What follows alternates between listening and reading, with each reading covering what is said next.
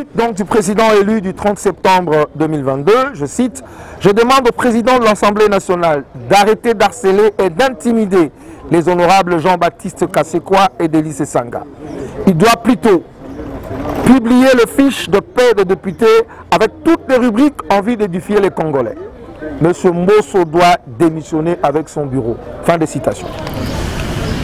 Communication du Bureau national de l'ECD en rapport avec les complots du régime illégitime en place ourdi contre l'honorable Jean-Baptiste Kassekwa. Le 30 août 2022, le président élu Martin Fayoulou Madidi a adressé un message à la nation dans lequel il a exprimé son indignation au sujet de l'augmentation de la rémunération des députés nationaux, et ce, en violation de la loi budgétaire. Les revendications principales du président élu dans le message précité se résument en 4 points. 1. L'exigence d'une enquête des institutions en charge du contrôle des finances publiques pour établir les responsabilités sur cet acte obscur de corruption et de délinquance financière. 2. La démission du bureau de l'Assemblée nationale. 3. L'annulation pure et simple de cette augmentation injustifiée. 4. Enfin, l'appel à la vigilance de la population face à ce qui apparaît comme un achat de conscience par le braquage des caisses de l'État. Le choc moral et la clameur publique suscités au sein de l'opinion publique par cette délinquance financière a poussé certains députés nationaux interpellés par leur conscience, parmi lesquels l'honorable Jean-Baptiste Kassekwa, à dire la vérité et rien que la vérité sur ce qu'il touche réellement. Seulement voilà, au lieu d'examiner les faits tels que présentés, d'interroger leur conscience par rapport au train de vie des institutions de l'État face à la misère généralisée du peuple congolais, surtout que le pays fait face à une agression à ce moment d'une part, et considérer le bien fondé des exigences du président élu pour éclairer l'opinion, consolider la démocratie, la transparence et la gouvernance intègre d'autre part, le régime de M. Tshilombo, à travers M. Mbosso, tel pharaon au cœur endurci par Dieu, a choisi de se servir de cette situation comme prétexte pour réduire 2 députés nationaux adeptes de la vérité au silence, notamment l'honorable Jean-Baptiste Kassekwa. Messieurs, mesdames de la presse, je dis bien se servir de cette situation comme prétexte, car les véritables raisons pour lesquelles la tête de l'honorable Jean-Baptiste Kassekwa est mise à prix sont connues. Il s'agit 1. De neutraliser le rôle de sentinelle du peuple contre le projet de la balkanisation de notre pays que l'honorable Jean-Baptiste Kassekwa joue depuis le début de cette mandature, notamment sur la guerre d'agression menée contre notre pays par le Rwanda. Deuxième raison, anéantir son combat contre l'état de siège qui tend à annihiler la résistance citoyenne face aux dangers de la balkanisation.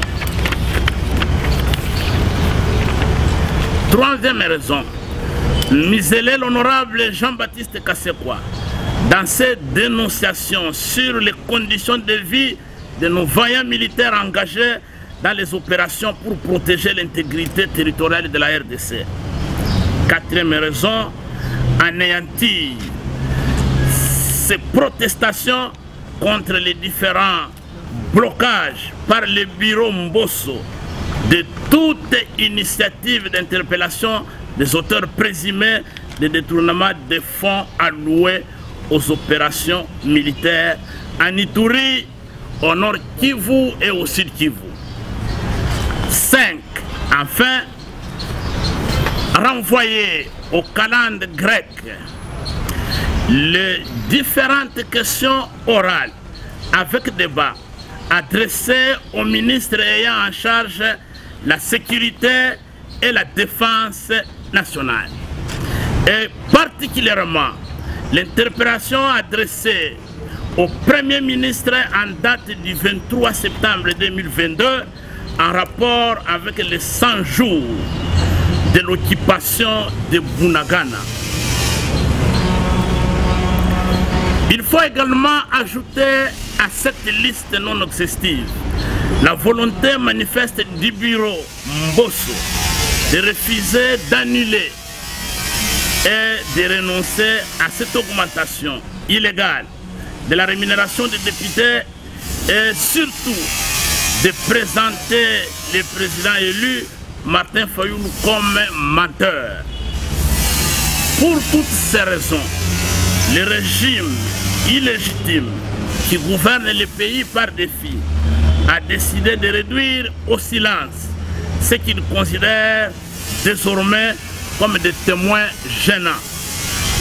Au regard de ce tableau sombre, le Bureau national de l'ECID exige l'annulation pure et simple de la procédure en cours à l'Assemblée nationale contre l'honorable Jean-Baptiste Kassekwa qui, visiblement, est une formalité tendant à habiller une décision déjà prise.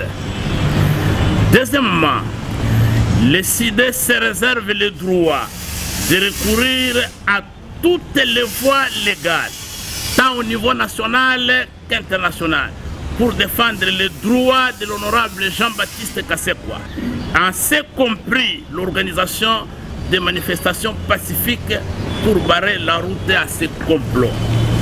Le CID ne se laissera jamais, alors jamais intimidé par qui que ce soit, dans le but de nous détourner du vrai combat que mène son président pour un Congo digne, fort, libre et prospère. Je vous remercie. Fait à Kinshasa le 30 décembre 2020.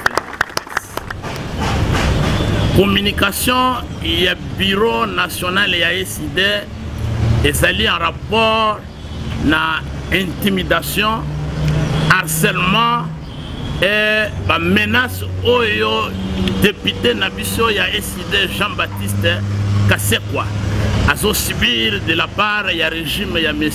Chilombo. Ndenge boyokaki yango na ndenge boyoki sikoyo Adrien Malenga auti kotanga message oyo président élu adressaki na ba peuple congolais le 30 août 2022.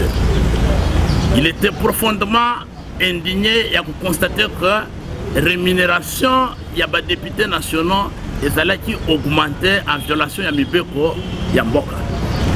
Sikoyo na message ya président élu, revendication naye ezalaki clair.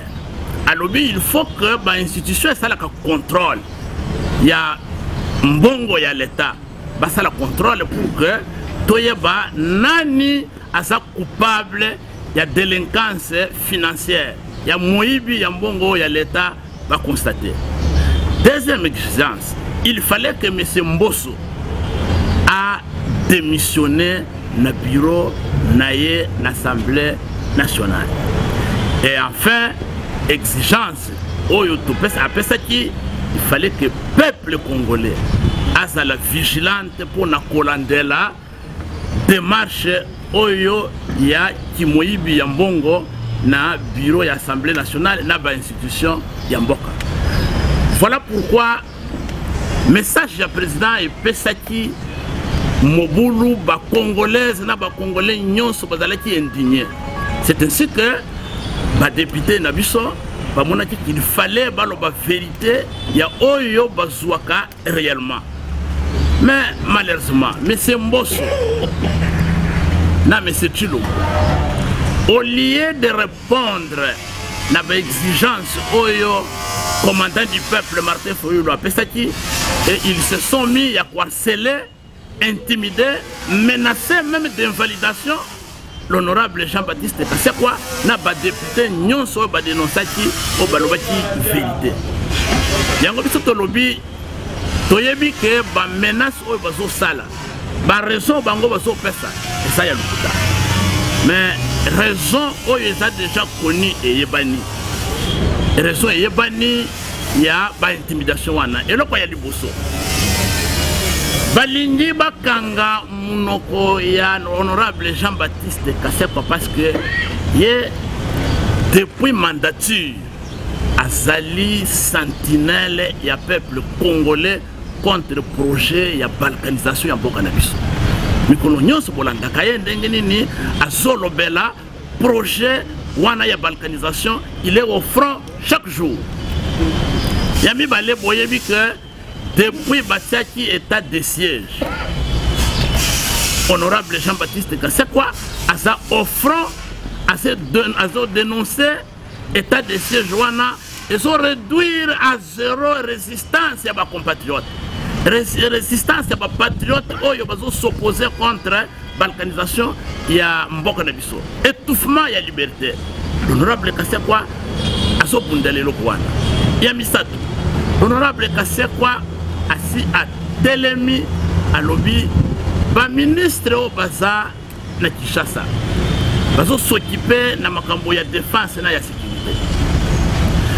Premier ministre, depuis 100 jours il y a occupation, il y a Bunagana. Armée na biso offensive ata moko ezalité. Honorable Jean-Baptiste Kasekwa a sali interpellation na premier ministre pour que aya se justifier devant la population congolaise ndenge nini armée na biso ezo attaquer te ba Rwandais pour que ba dologer bango na Bunagana. Yango monsieur Mbosso na rentrée parlementaire, au lieu de programmer interpellation, il y a premier ministre pour qu'il se justifier pourquoi 100 jours après l'armée congolaise n'arrive pas à faire une offensive pour que les loger Rwandais déguisés à M23. Donc il a préféré que sa commission spéciale pour que Balongola, Jean-Baptiste, interpellation, question orale avec débat. Tout ce qu'il a initié pour que la vérité ne soit pas sous thé.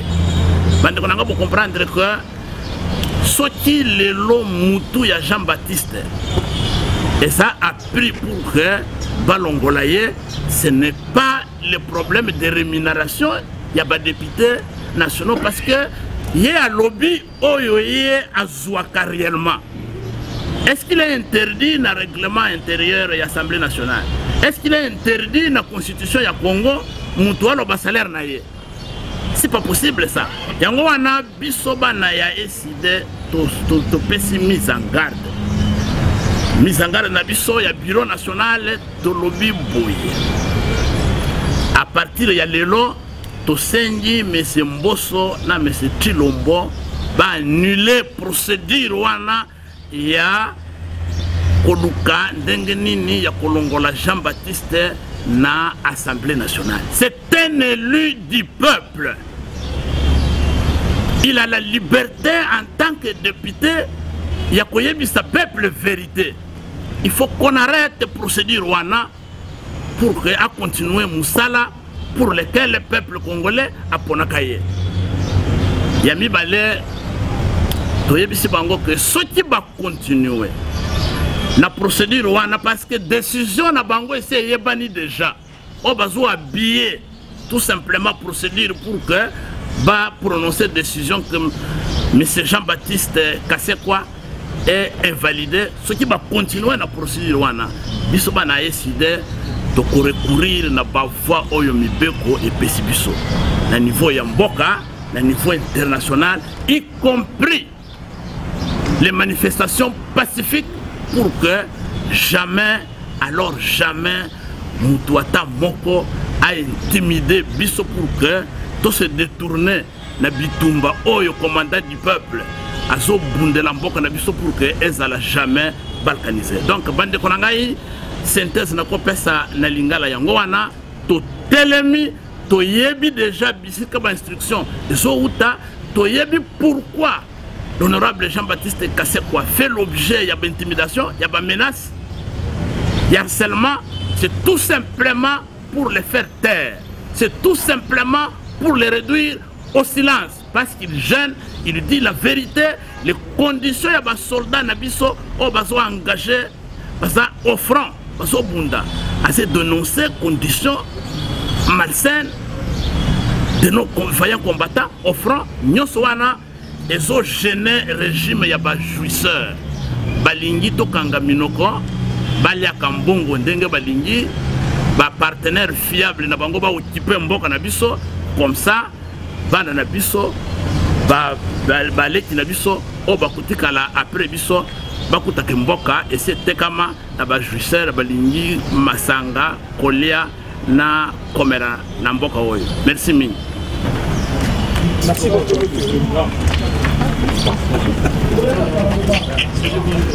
Même les réfugiés Kakanambo Kanabiso, plus de 25 millions. Alors, situation on a indigné Bisso. Voilà pourquoi les lots total ici en face du monde. Peut to kebisi citoyen Mbosso. Naba député Oyo Lelo population à Sanzibango. Vous pouvez constater que pour une fois, Banda to Banda Makambo Oyo Yaba élection, c'est 15 septembre moni ba député à Union Sacrée Bakoki ko mobiliser batuna palais du peuple été. Parce que peuple a ebisi bango ke akoya na buzoba oya bango te ya kokosaka bango pe bango bazozo mbongo ya pamba ya l'état. Donc lelo ba député a décidé ba confirmer à travers point de presse oyo et utiko salama que mbongo oyo bazali kopesa bango bayebeli tina te eleki ebele pe souci na biso décidé ezali que mbongo wana ekita ba annuler augmentation oyo basali à plus de 100% ya kopesa mbongo oyo en réalité ezali ko corrompre ba député.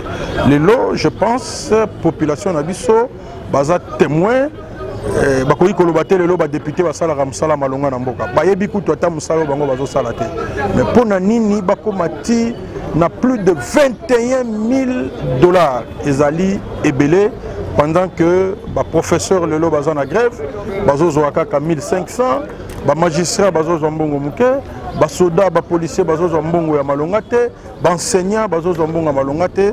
Alors cette injustice ya ba salaire, je pense qu'ils ont indigné les Congolais.